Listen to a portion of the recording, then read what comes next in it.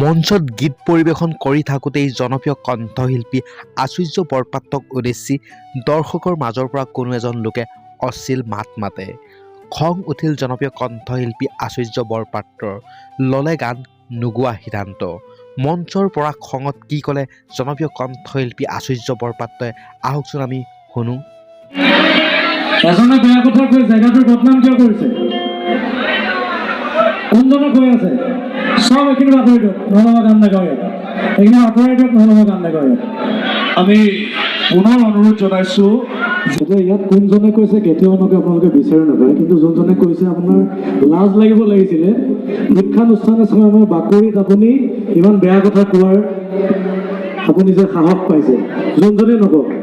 যদি মোৰ কথাটো শুনি আপোনাৰ বেয়াও লাগিছে, মই অকলে লগ কৰি তোমাৰ আশ্ৰয় হৈ থাকিম আপোনাৰ, যোনজনেই হওক।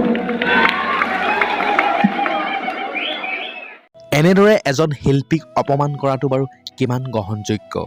কেৱল আচুৰ্য বৰপাত্ৰ বুলিয়েই নহয়, বিভিন্ন সময়ত দেখা যায় বিভিন্ন শিল্পীক এনেদৰে অপমান কৰা হয়। মঞ্চত গীত পৰিৱেশন কৰি থাকোঁতে দৰ্শকৰ মাজৰ পৰা কোনো এজন বা দুজন লোকে শিল্পীজনক উদ্দেশ্যি অশ্লীল মাত মাতে, অশ্লীল গালি গালাজ পৰা বিভিন্ন সময়ত দেখা যায় বিভিন্নজন শিল্পী এনেদৰে অপমান হয়। এজন শিল্পীক বাৰু এনেদৰে অপমান কৰাটো কিমান গ্ৰহণযোগ্য? কেৱল এজন বা দুজন লোকৰ বাবে সেই অনুষ্ঠান পতা সেই ঠাইডোখৰৰ লগতে কমিটিখনৰ বদনাম হয়। আপোনালোকৰ মতামতবোৰ জনাবচোন বাৰু। এনেধৰণে শিল্পী এজনক অপমান কৰাটোক আপোনালোকে কি বুলি ক'ব? আপোনালোকৰ মতামতবোৰ এই ভিডিঅ'টোৰ কমেণ্ট বক্সত জনাব বুলি আশা ৰাখিলোঁ। যোনজনে কৈছে আপোনাৰ লাজ লাগিব লাগিছিলে। শিক্ষানুষ্ঠান আছে আমাৰ বাকৰিত আপুনি ইমান বেয়া কথা কোৱাৰ আপুনি যে সাহস পাইছে, যোনজনেই নকওক। যদি মোৰ কথাটো শুনি আপোনাৰ বেয়াও লাগিছে, মই অকলে লগ কৰি তোমাৰ আশ্ৰয় হৈ থাকিম আপোনাৰ, যোনজনেই হওক।